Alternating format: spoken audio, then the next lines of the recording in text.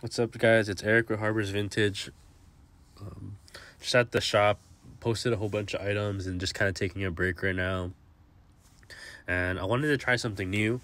I've always wanted to start a podcast or some kind of like conversations thing, and I think this would be like a really good time to do it since we're all just chilling at home or kind of staying put.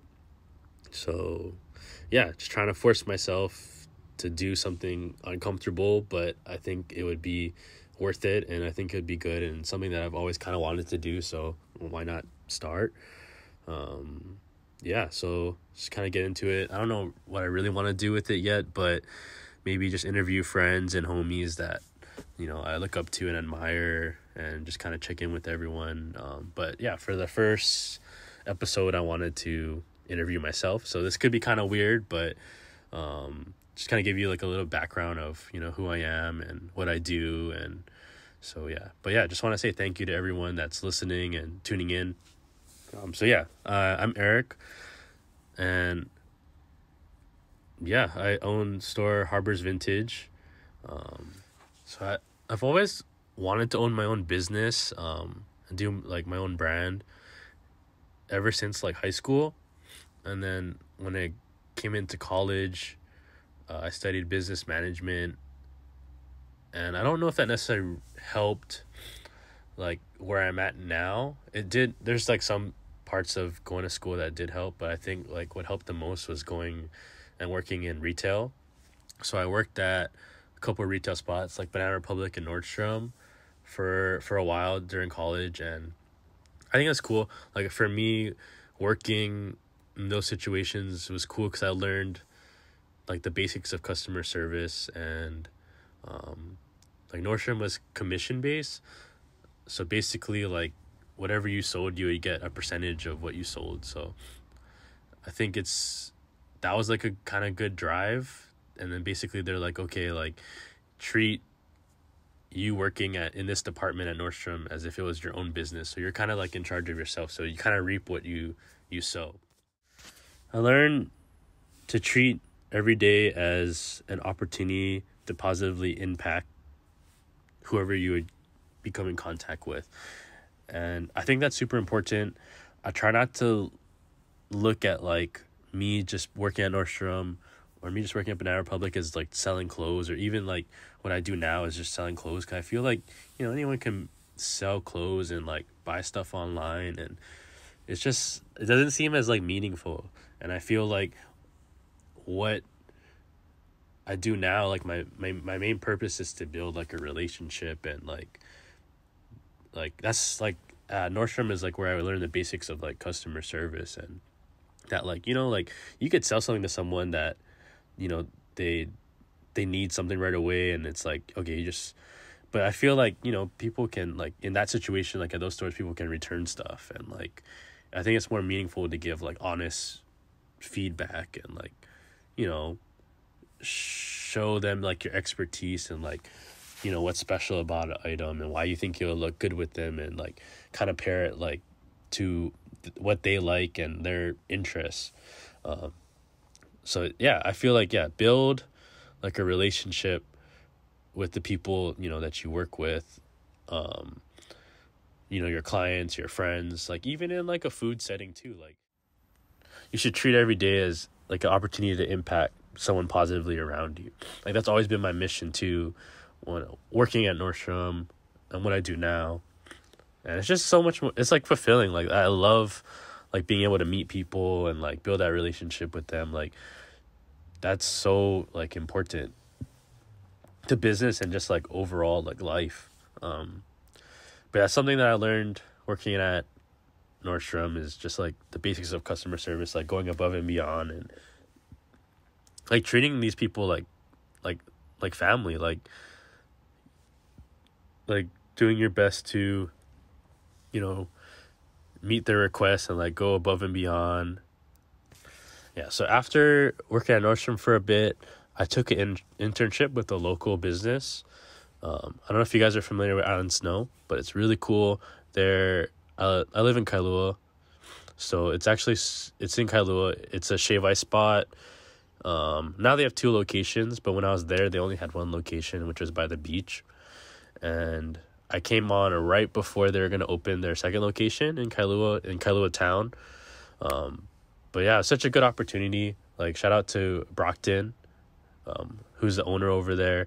It gave me a chance to really learn about small business, like how they operate, and try out like a lot of different tactics like that I've been working on, and see like what works and what doesn't work. So I recommend like anyone that's like getting into like business to like do an internship or like reach out to people that, inspire them, or just kind of shadow and see, like what you can learn. So I'm thankful for the opportunity that I had at Island Snow. It was cool because you learn a little bit about like food service, and then also about like clothing and fashion, and because I would do both. So I'd make shave ice, and then we would also merchandise the store. It was cool. Like, I would try to see like what would work, like different campaigns. So like I would move the clothing around on the floor to see like, would it sell better in this location, or, just like, I don't know, it's super fun to me. Like, I love all those like little things like merchandising and like seeing customers and like wardrobing customers, and like just little things that you can do to like make the process more efficient. So it was really cool working there. And so after working at Island Snow, I got an internship, and it was like a HR internship. So at the time, like I was doing business management, and then half the classes would be HR, and I was also in the HR club at the business school. So I took like a HR internship at the Hawaii Department of Transportation Harbors Division, which is like kind of near Chinatown, and that's actually where the name came from for the store. So we can get into that. So basically, like the internship, it was good. It was like a temporary like 3-month internship, but it was very like tedious, and like it was an office job. And basically my whole thing was like I would get all these different like job descriptions, and I would kind of consolidate like 3 job descriptions, 3 different jobs into one job for someone. So I'd make that like description and like all the responsibilities up, and then like I'd send it up to my boss, and my boss would send it up to his boss, and then it would come back down. Like there's a lot of like I don't know, just very tedious. Like it wasn't fun, and it was very boring to me. I didn't really care for it. So during that time, like I would ditch, and like I would go thrifting. Like I'll do like half days, which like I really look back on, like I probably shouldn't have done that at all. But I don't know, it was like an interesting time for me, like doing an office job. Like that was one of my first like office jobs, and it was I didn't really care for the job itself, but being in that situation, like being like so bored each day, I listened to podcasts, and there was this one podcast I listened to called Ron on One, and then in that he interviews one of the founders of the Hundreds, and I think it was Ben. He interviews Ben Hundreds, and I don't know, just listening to that and like wanting to start my own brand made me like so motivated. So each day, like I'd just like think of ideas, and like, okay, like I want to start this kind of brand or open this kind of shop. And that was like kind of the starting place of where like my ambition and like want to open a business started. And that's where the name Harbors kind of came from. So me working at the Department of Transportation Harbors internship, it was so boring that I don't know, I just spent time listening to podcasts, getting motivated. And so that's where the name came from for Harbors. And then originally like our logo was a lighthouse, and my whole thing was like when you come in, like the kind of the where the like it's like a harbor, and like when people come to shop or come visit, it's like a place that's like safe and calming, and not we're not judgmental. It's not a place where everyone's welcome, and it's a place where you can be and feel good and welcome. So that's kind of so that's like the definition, or like where the name come from. And And it's kind of like a weird name. Like, I don't know if I'd really, like, it reminds me of like those Japanese store names, like Beams or like Atmos. Like, it doesn't really, like, it sounds like it doesn't mean anything, but like that's where the name came from. So if anyone was wondering, yeah, that's where I got the name and what it means to me. And so yeah, after like that internship at Harbors, I ended up working back at Nordstrom, and during that time, I would pretty much like go thrifting on my days off, and it was fun. Like it was so thrifting and like vintage clothing was more of like a side hobby for me. I would go to the thrift like for business casual clothes to wear to work at my retail job and at my office job. So I've always kind of been thrifting, I think around like 2013 I started, and then I would go thrifting for fun and find like all this random, like, cause there's a lot of stuff that you can find there. And like for me, I got addicted to the hunt. So like finding things that I never knew existed was always like really cool. Like I would go and then I would find like some old Nike or some old Stussy, and like I would shop more for like the personal, stuff that like I liked. And then I would come across like a lot of different stuff that didn't fit me, but I'd still end up buying it because it's like such a steal. Like, why wouldn't you, But yeah, so I got addicted to like the hunt of like finding stuff. And then I like left Nordstrom, and then I was like doing reselling for about like a year and a half, like full time, which was like kind of a weird time for me. So I got like the paperwork in and like made Harbors into like an LLC, and then basically each day, like it was kind of hard like managing my time, even because basically I had all the time to just go thrifting, and then I would list stuff, and it's like kind of balancing like, and then at the time we would do like different pop-up events. But yeah, there's a good like a year and a half that I just was reselling full time.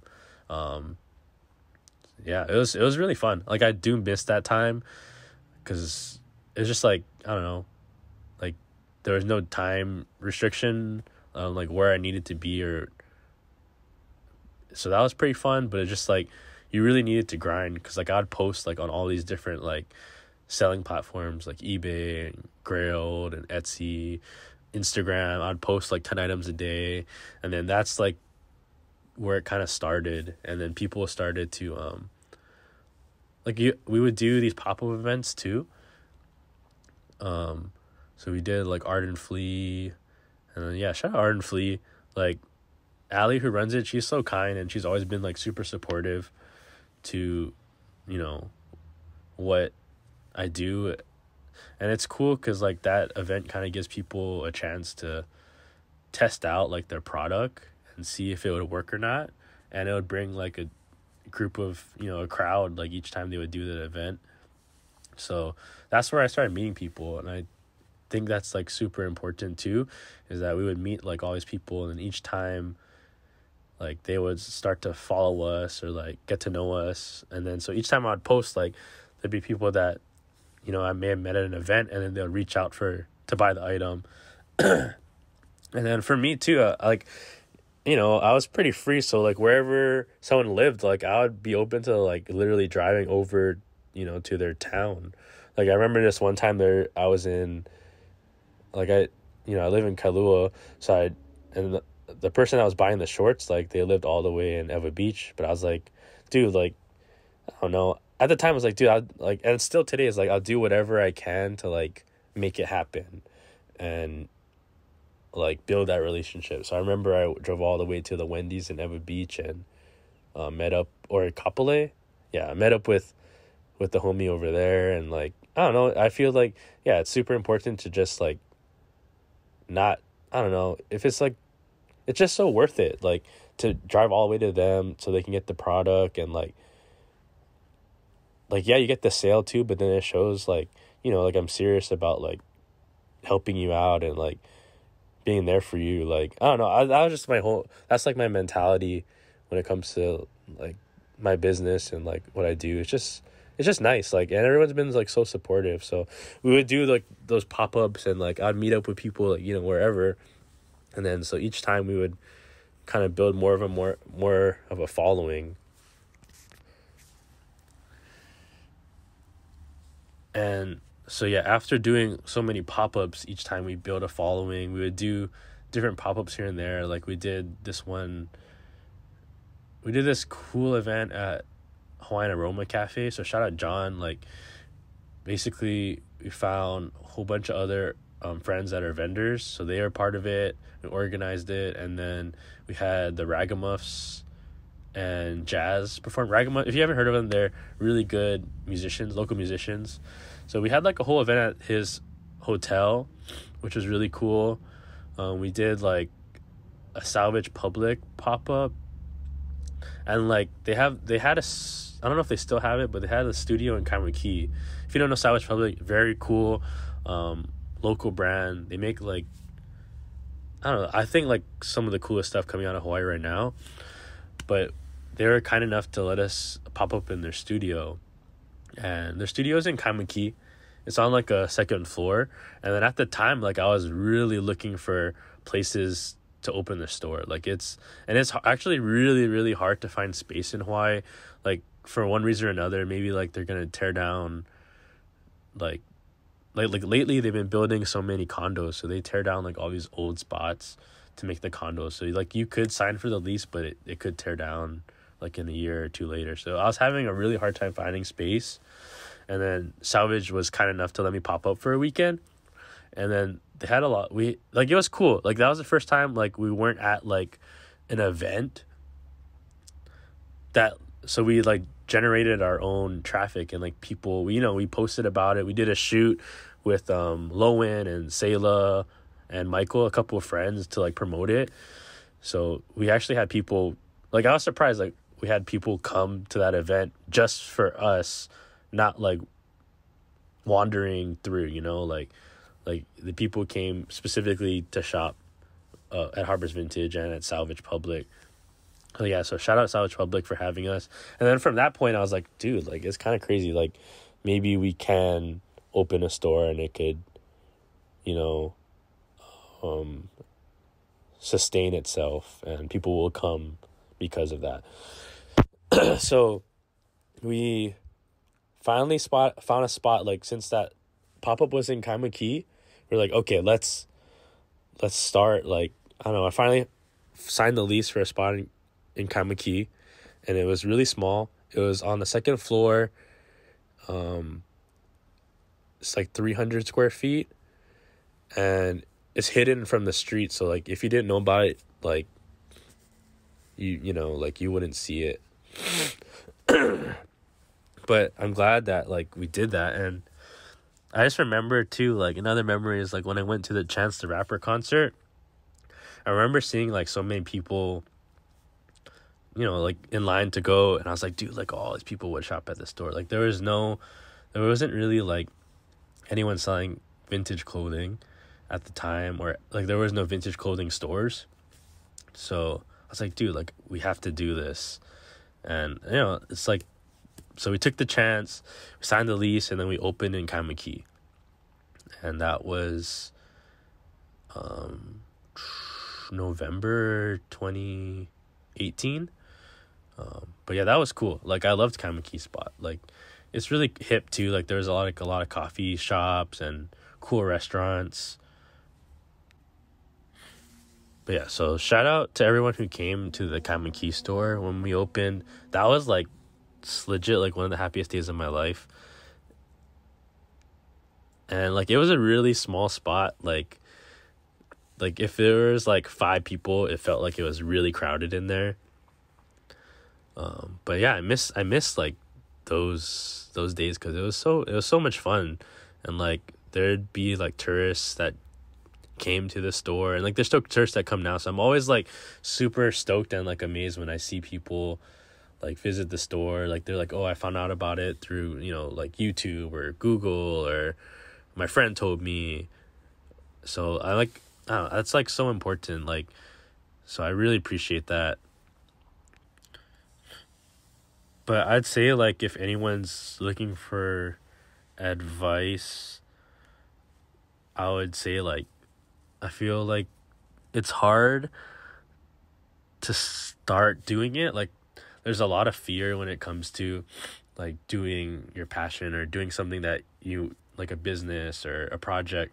Like, you feel scared to fail, but you also like, you don't want to start because you want everything to be perfect. And I don't know, I've definitely felt that way, and I think it's important to just start and do like small steps and just put something out there or do something, and then from there you'll learn little things like on the way. And Harbors too, like it's been all like from like friendship, and it feels like very organic, because like basically like so many people have told their friends through word of mouth about it, and I'm so thankful that people are willing to put on for the store and what we do. And like, I don't know, it's just cool to meet people through it too. And so I've built a lot of relationships with everyone who shops here. I consider everyone friends. But yeah, I'd say like start, at least start somewhere, and then along the way you'll get the confidence and you'll learn more, and then you'll feel more comfortable doing it. I'd say, yeah, just also be very consistent. Like, I think if you're doing something, do it each day, and then like you'll become known as that person. Like, if you're consistent and you love what you do and you do it all the time, then people will start to notice here and there, and then like your name will just kind of get out there because you're so consistent and you're always doing what you say you do. Okay, so, and next thing is like, why do we sell vintage? Like, I guess, yeah, at the time there was no vintage stores, but the cool thing about vintage that I've always loved is that it's very unique. Like, that was the whole thing. Like, when I would go thrifting, I'd get like a thrill of like finding something that I've never seen before, and then that thrill of like hunting kind of transferred into the thrill of selling, but not necessarily like to make like sell to make money. Like, I like the feeling of things going to a home and like meeting people through the clothing. Like, that's always been like the most fulfilling part about what I do. And so vintage is all unique. People usually say it's about like 20 items that are like 20 years or older. So we're selling things that you can't readily get like at a mall. And there's nothing against that, but it's like, it's cool to wear something that no one else is going to have. It's unique, and it's also very sustainable. You're giving clothing a second life that, people donate or people throw it away, but that way, like, you can wear something again, or wear something, like, another man's trash is someone's treasure. Like, I really believe in that. Like, people, stuff that you're tired of, could be a grail for someone else. Like, so it's cool. Like, it's cool seeing the items come in and seeing like those things go to a new home. That's like what it's all about. Like, I love that. And then like, there's it's dope. Like, and there's like things that come in and it's like, that's like someone's grail. So to see like someone get stoked off of that and like feel confident in like what they're wearing when they come into the store. And I love like telling people like, okay, like, I see you wearing that like double tap shirt. Maybe you might like Neighborhood or Undercover. Like, just like little things, like, or like what's your favorite sports team? I don't know, just like, it's like sick. Like, I love like wardrobing and like being able to offer things to people. So I really believe that it is like an honor and like privilege to be able to serve you guys. But yeah, that's just like what we stand for. Like, our mission statement that I say is that like, no matter who you are, like your background, your gender, whatever, like, doesn't matter who you are. Like, when you come in here, hopefully there's something in here that will resonate with you and like speak to you, and something that you would like. So we try to be open and like judgment free in here. So like, when you come in, like, we never want to be like that store that's like you feel intimidated to come into. Like, we want to be open and like welcoming and down to like get to know you. But yeah, so that's definitely what Harbor's Vintage is about. Sorry for just like kind of long. I just been talking so much about the store and like my background and stuff. So lately, yeah, we've been changing a little bit due to Corona. So ways we kind of changed are that, our store is temporarily closed down, but you're still able to shop with us through Instagram, and we made a website too. So if you see anything on there, please just hit us up. We ship. Shipping is cheap and it's fast. Around like 1 to 3 days, the package will get to you. But yeah, feel free to reach out in the DMs or on the website. We also offer curbside pickup if you need, if it's more convenient for you to just stop by real quick. So we have the curbside pickup going on, but I want to start doing more stuff to like reach out to you guys and like kind of build a conversation with you guys around what we do here. So yeah, this is our first episode of this conversation podcast that I want to do. So I appreciate you guys listening, and yeah, thanks guys.